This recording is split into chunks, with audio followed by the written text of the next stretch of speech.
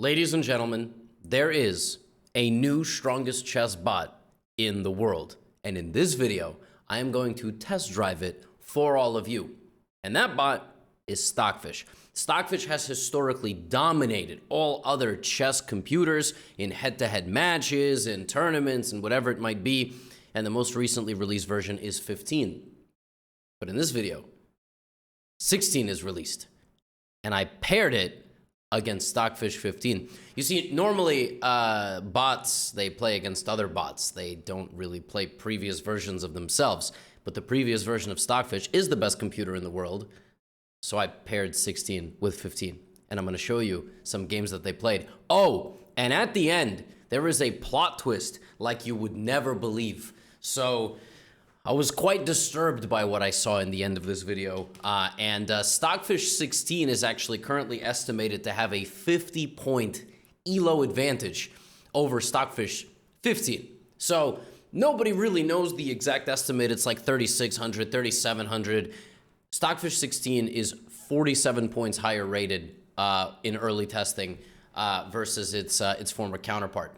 Now, the way I made these two play each other, shout out to Matya, who's a fantastic developer who works on my course's website, Chessly, paired these together, and we gave them a limited amount of time to make a move. So without further ado, the first game is a Caro-Kann defense. You try to get these bots to play different openings against each other because if they could, they would just play, you know, e4, e5 and try to draw every single game. So the first game is an advanced Caro-Kann with pawn to e5. Stockfish 15 opts for bishop f5, which is one of the main lines. Of course, obviously, there is also c5. Everything else is not great. So bishop f5 trying to develop the bishop. Now white has many setups. White can play the tal, the short, the whatever that is. Bishop e2 is played first. I don't really think there's much difference. And now black has many options. Black can play the maneuvering variation or h6 or whatever. Black plays c5. C5 is a very, very direct solution to the problems, and these bots like to play very like crazy, otherworldly level chess. And here normally black is taking or black is playing some knight e7 or something along these lines. But yeah, Stockfish 15 plays queen b6, which is a very, very aggressive move. And the idea of queen to b6 is very straightforward. Basically, you just want to take the pawn here, and it's actually not great for white to defend because white is going to lose sight of the center. It's also not good for white to go here because white is going to weaken the dark squares. So instead of that, what white historically has done is just go here and just let the pawn be captured. Queen takes b2. Now, queen b2 can lead to some problems for black, and sometimes black would rather play a6 and just wait a little bit so nothing can get to b5, but Stockfish 15 is like, I don't care, you're an idiot, you have no idea what you're doing, you lost the pawn on b2. So Stockfish 16 now can play knight to b5, but it would need a little bit of time to work this out. This is the entire idea of queen b2. It's to play knight b5, and after something like this, white goes queen c1, and the bishop is hanging and knight c7 is possible. But if you rush with knight to c7 check, then after this, in a ridiculous turn of events, black is a full rook down, but this knight is completely trapped, and after something like knight c6, actually black is fine. So this is a really absurd line where black completely survives the opening despite being a rook down. But the engine doesn't know any of this, and there's other ways for white to play. And instead it plays queen b1. Queen to b... It loses a knight. And it also is losing this because queen b7 is possible. And then if you obviously sacrifice the queen, it's not very good. Then you play c4, white is just the queen up. So queen to b1 played by Stockfish 16, take. And now white is going to infiltrate there. And that is exactly what happens as Stockfish 16 completely reverses the course of events. Knight b5 is a fork threat. The king has to slide over to cover, and the knight wanders into the d6 square, volunteering itself for a capture, and this is the position. So Stockfish 16, Stockfish 15, Stockfish 15 on chess.com giving the blessing to Stockfish 16's play. Rook wants to go here, you want to go here, you want to take the pawn, you want to play knight e5, knight g5. It's a very nice position, but black is still defending. White now plays rook to b7, and black here plays a6, which is a move like doesn't look like it makes much sense, but it's stopping bishop to b5. I smudged my glasses in the beginning of this video. Like, I don't know if you noticed.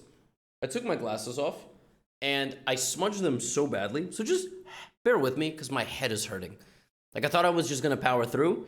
If I can, I'm just going to keep going because I don't believe in video editing.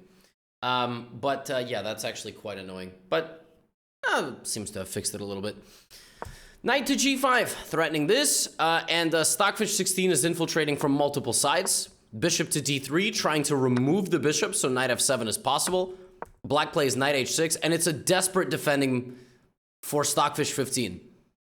But these pawns could still go forward. You could still trade the rook off. This one pawn, I mean, Stockfish 16 has planted it firmly in front of Stockfish 15's territory, and it's very difficult. Now, look at this. Oh, this is... G4 is a brutal move. G4, I mean, G4 is crazy. The idea of G4 is to restrict this knight from moving, and it can't take on G4 because it would stop defending this, so I would take and play knight f7. It's quite ridiculous, actually. Pawn to G4 is such a disrespectful move. Like, you can't take the pawn. Rook b8, rook a7, rook b6. Obviously, white did not want to trade of rooks. Now black is going for the pawn on d6, and Stockfish 16 castles because it understands it needs to get the rook into the game. If rook d6, there's rook a8, and obviously rook b1 in the future. So, bishop d3. Now the king is ready to walk over. They repeat moves one time, and then they repeat moves a second time, like this. And then white brings the rook to c1. So we almost had a threat of a draw there, but no draw. Stockfish 16 not in the mood for a draw. Loses its pawn, and actually, if we just go back a moment, we go back to this position. Black has been a pawn up this whole game. Has it felt like it? Yeah, I will remind you, in the opening, black took a pawn. Did you remember that? And then the rest of this game was just sort of spent moving around. Stockfish 16 is just happily vibing and a pawn down. In fact, white is 2 pawns down. Stockfish 16 is down 2 pawns in this position, but it's not even worse. Why? Activity. Just activity. And restriction of enemy movement. This pawn on g4 is so crude. It is standing there completely hanging, and you can't even take it. And if you play rook f8 to try to go here, I'm going to go here. And guess what? We have the exact same position, but I am up a pawn now. Also, there is rook a8, but we're just going to, power through that. So rook e8, giving up the pawn on h7, and now Stockfish is like, nope, open file. I don't need the pawn. d4, well, d4 does attack my bishop, but you know what it gives up? Knight to e4. Rook b6, we trade, but I've got this, I've got this, I've got this. So many weaknesses. Bishop g5 check, very important move. Inducing and seducing the pawn forward to f6. Now we take, and now, my friends, it's time for the cleanup. Stockfish 16 has 4 targets. It was down 2 pawns, and it's going to get 4 back. It's pretty nice ROI. 1. 2 pawns have been returned. 3, we're just eating, we're feasting, and now we are in a better rook and knight endgame. g5 played to weaken the structure. Knight takes f6, knight back to b3, and it's 4 pawns versus 3, but this is a winning endgame for white because you have a pass pawn. That's it. And these pawns are weak. You have a pass pawn, and it's just a matter of time. Can Stockfish 16 convert the game? Kicks the knight out. Pressuring, rerouting to the center, looking like black is defending, but it's very difficult because of that h-pawn. That is the major difference in this game. a5, restricting this pawn from moving. We win it back. 4 pawns have been won back. 4. Black might be able to win a pawn back, but it's too little too late. Too many pawns down, and black loses every pawn. White goes from 2 pawns down to 3 pawns up. That is a 5-point turnaround. And yes, you lose the pawn on a5, but it's just too much. The king, the pawns advance. White's king joins the battle. The black king restricted on the back rank. And it's just a matter of time until we're going to promote. And there it is. And obviously, the game ends successfully. Stockfish 16 manages to win up a queen, delivering checkmate in 93 moves. What a game. An iconic moment in this game was like right here, where black is just up 2 clean pawns, but completely restricted on the back rank with multiple weaknesses. And the second they try to fight back, Stockfish 16 is like, get out of here. That was a good slap. God damn, that was a good one. Wow. That was a loud slap. Let me try that. Ooh! Wow. That That was, I'm not gonna go for three. Two was good enough. I almost went deaf. Wow. And they win. Stockfish wins. Game number 2 I have for you. This one's a Sicilian defense, and Stockfish 16 goes for an open Sicilian. We have what's called a dragon with G6. White plays F3, Queen D2, and we have opposite side castling. Kind of a vintage dragon where White is going to play for G4, H4, unless Black plays D5. D5 is a very sharp line. It's just trying to trade everything and go to a slightly worse endgame. There are many lines here, including lines like Queen to E1, which have been played at the top level, but Stockfish 16 takes, Knight takes, Pawn takes, and essentially the idea is like, if you do this, Black goes Queen C7, and you can't actually take this because that's mate, that's a queen, the position is equal. So White plays Bishop D4. This has actually all been played at the top level, and Black plays E5, kicking out the bishop. The bishop goes and attacks the rook, and Black sacrifices the rook on F8. And this is essentially Black's idea. Bishop F8, Queen F8, bring the queen, bring the rook, bring the bishops, slaughter White's queenside. Now, Stockfish 16 is not a masochist. It's actually not into that stuff. So it plays Knight E4, which is the best move. And other ideas include the move C4, and so on. So Black plays Rook E8, and now Stockfish plays H4. There we go. Stockfish plays H4, trying to play H5. Stockfish plays H5, preventing Stockfish from playing H4. Tremendous. Bishop C4. Visually, a very, very neat position for White. Everything is nice and tense. Black plays Knight F4, looking to trade queens and potentially bishops. White trades bishops, but doesn't trade queens, and volunteers the bishop for capture, because if you take this, the queen is hanging, and a move later, after Queen B8, I will still happily allow you to take my bishop, because Queen C5 is a better position for White. Why? Weak, weak, weak. And White has kind of neutralized Black's typical dragon play. Queen to B5. Black's still looking for that dragon play, but it's actually Stockfish 16 who is pushing pawns in front of its king. You're not supposed to push pawns in front of your king. That's what we're taught. But it plays Rook D7. This, active. Queen, active, active, active. G4 on the way at any given moment. Black drives the knight into D4, but a very nice move now from Stockfish 16 as it sacrifices the rook. Rook 1 takes D4, and that's it. Pawn takes, bishop takes, rook takes D7, bishop takes G7. Stockfish sacrifices 2 rooks. It's not quite 2 rooks because knight F6 is coming. So Stockfish gives up both of its rooks for a bishop and a knight, knowing that the weaknesses of Black's king are too immense, and frankly, probably refuting the dragon completely at top level. Like, the dragon Sicilian at bot level is just not feasible. So the machine slowly neutralizes everything the dragon has to offer, then completely embarrasses it by giving up all of its pieces for 2 rooks. Bishop back to H6, and it takes the pawn ultimately. Stockfish is up 2 pawns and 2 pieces for 2 rooks. Right?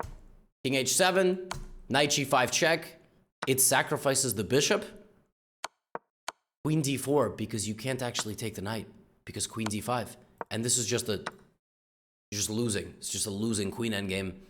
So the bot goes here, knight back to E5, F4. And Stockfish 16 just has a horse and 3 pawns for the rook. An absolutely clinical execution, as it just completely and totally neutralized the dragon. The dragon's entire purpose is to have a little bit of anti-positional play, but drill down on the queen side over here. It got nowhere. It got absolutely nowhere. Black had 0 chances in this game. And my friends, it's just a matter of technique. Stockfish 16 advances all of its pieces. Nearly all of its pieces are on dark squares. The knight, look at that. Gonna go back to the center. Every piece in White's position is on a dark square, excluding this pawn. And it's a slow, methodical process. Targeting the weaknesses, you play F5 to split these pawns. You sacrifice the pawn because you have Queen G5, first of all, hitting the rook, but second of all, you're splitting both the pawns. So both those pawns are going to be much more liable. So Queen to D6, Queen E8, Knight E4 is a fork, allowing this, but it doesn't matter. King back to C1, the rook is hanging, F6 is on the way. Black has to lose the rook, and black is down simply too much material. The checks continue. It's just a matter of time until you escape. Stockfish has a sense of humor, and it just takes everything away from its counterpart. And that's it. We can autoplay the rest of the game. Advancing, pushing the pawn to h7, a square away from queening, winning the final pawn, securing the promotion square. Now it's just about getting out of checks. There are no more checks after knight g5. Queen c7. And you queen, you lose your queen, and you don't even win the queen back. You go straight for mate. And Stockfish defeats Stockfish in a Dragon Sicilian. Now, the next game that they played was a Scandinavian. I wanted to see how bad the Scandinavian defense was at engine level. It wasn't that it's bad, but it's just fascinating to see how giving a bot the tiniest amount of play results in it winning the game. Also, for some reason, I plugged in my phone to charge like 30 minutes ago, and then I just disconnected it, and I forgot. All right, pawn takes, queen takes.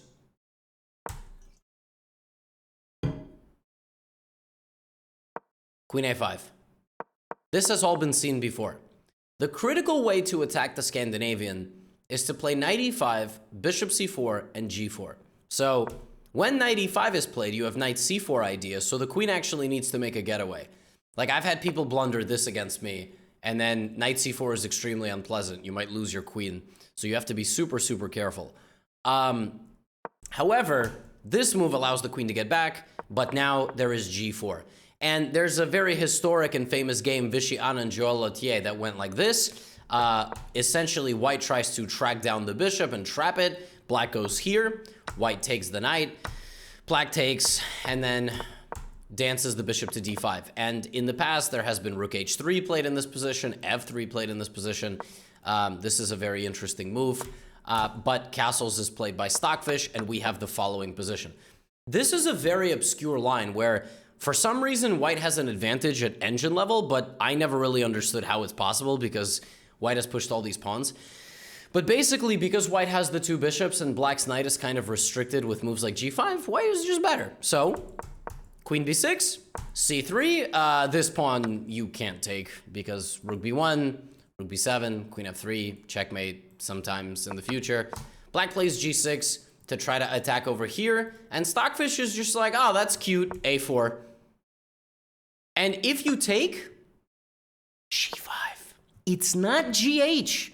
This allows counterplay on the king. This is very bad. Rook g8, king h1 is too dangerous. Queen d8, queen h4 is nearly mate. So you've got to find a way to block it like this, and you're going to lose. So you're actually very close to losing here, but the idea is that if this g5 keeps it all closed, if h6, I go here. So Stockfish plays bishop c7 to try to go here and then mate, and white goes king g2, so that if this, I can play f4 or rook h1. a6, a5, rook h1. And Stockfish has now restricted the queen side as well with its pawn play. Black plays e5, trying to open up the center. White now takes on g6, understanding black can't take back. And now white plays one of the most ridiculous otherworldly engine moves I have ever seen. In this position, Stockfish 16 played the move bishop h6. Now, if I asked you what is the idea of that move, you would say easy, bishop g7 and rook takes pawn. And I would say that makes sense for a human. But it's not the right idea, because then e4, and I open up the bishop, and I hit your bishop, and I've got attacking possibilities. So what on earth is the idea of bishop to h6? The idea of bishop to h6 is to prevent black from ever playing h5, and prevent black from ever getting a rook to f8 here. Bishop h6. For instance, like let's say white went here and black castled. There's h5. The point is you can actually open up an attack on the king if you open up this side of the board. Bishop h6 blocks the pawn physically, and covers the f8 square. It is a ridiculous move. And now white goes here, and now white is able to launch an attack without worrying about h5 or a rook coming to f8. This move neuters the black attack completely. And it looks like white can't actually build up anything because black has good defense. No, c4. White can build something up. Because after this, you open up the queen to yourself, but just here. And if e3, bishop f3. So c4, opening up the position, queen c2, and sensing the danger, black decides it's time to sacrifice the rook for defensive purposes. Because if black had just tried to sit back and play something like king b8, white would play take, and you would lose this in the endgame. Or white could play rook c1 and just build up a bigger attack, and black's just never fast enough. Black's just never fast enough.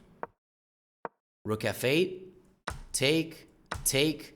This is now possible, and the attack is here, but queen c4, and there's nothing. Do you know what queen c3 stopped? Various queen g3s. For instance, you could play rook b1 here, but then e3 and queen g3 is literally mate. You lose. So you've got to be very careful here. Queen c3, there's h5, but now I'm too fast, and the second black gets any momentum, I trade your queen. The queen is the most powerful attacking piece in chess, so this is the way you stop an attack in chess. That's how you do it. King b8, queen d6, and pawn to b5. The attack continues, but we're transitioning into an endgame. We use the threat of an attack in chess to now simplify the game down to an endgame where you are winning. Knight to g4, rook h5, and it looks very dangerous for Stockfish 16. Look at these pieces. Walking in, e3, bishop e3, rook f2, knight e3. How many of you would hang a mate here? Bishop c6, there is nothing. There is absolutely nothing. Knight f2 check. Stockfish 16 walks into a discovered attack because there's nothing. Bishop d4, rook b7. And now, witness as Stockfish 16 marches its king to the other side of the board to safety, never losing its advantage. Discovered check, the king goes up. Side check, the king goes up. Front check, the king goes up. Rook g3, the king goes up. Rook g3, the king runs to f7, and the king has made it. There are no more checks. Knight to d3, and the craziest part is the king actually rejoins the party on e6, and it's just a matter of technique, as white's a-pawn is going to march down, and it's not guardable. Rook a3, bishop b4. You lose the knight. You're going to lose the game in a moment. White's king continues to dance. Bishop e4, king e6. The pawns have fallen. The pieces have fallen. Checkmate in a few moves on a7. What a game. And perhaps the most absurd moment in this game came from a bishop move that just doesn't look like even human. Well, that's because it's not. But now, I told you that there was a plot twist at the end of this video. Here it is. I wanted to show a game that Stockfish 16 could win with black, because engines very rarely win with black. With white in chess, you can stall, you can make draws. Engines very rarely give up advantages with the white pieces. So, I forced Stockfish, the best chess engine in the world, to play Stockfish, the best chess engine in the world, and play a King's Gambit, which is a flawed opening for white. It's not losing, but it's a flawed opening.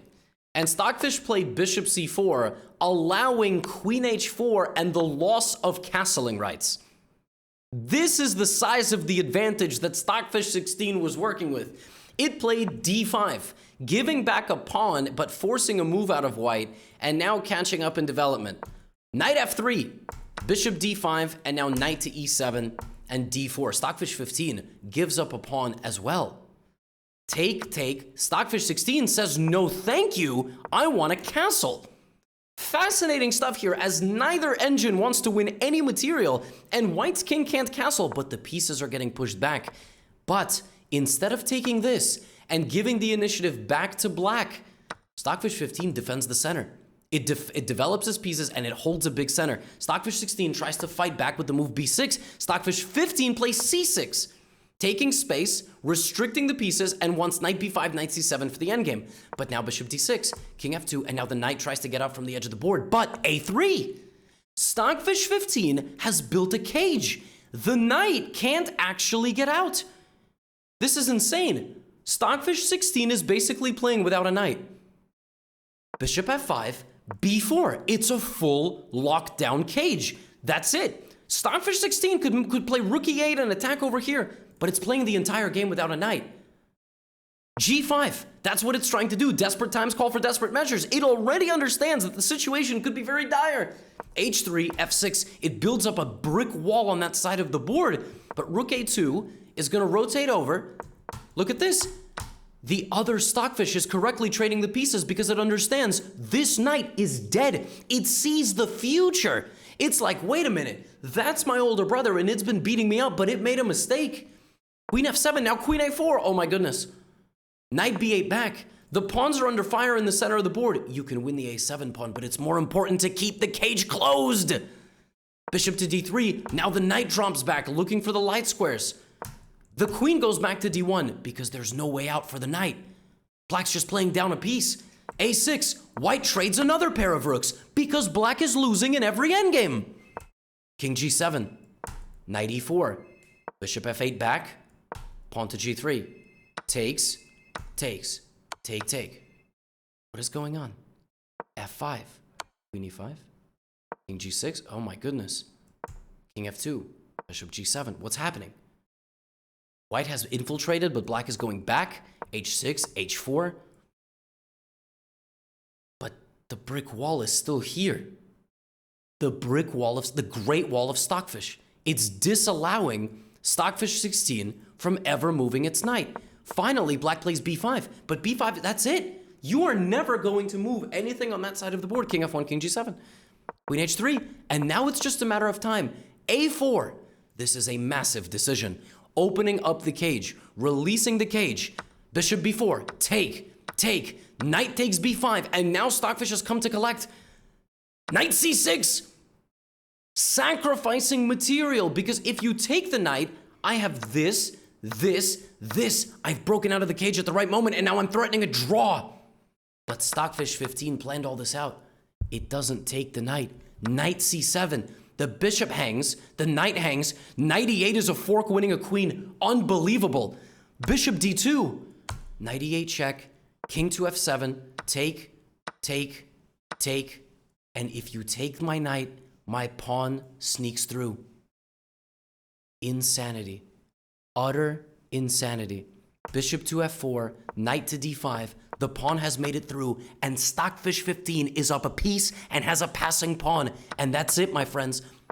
F4, king d3. There was a brief moment there that one of the Stockfishes claimed it was a draw. It was never a draw.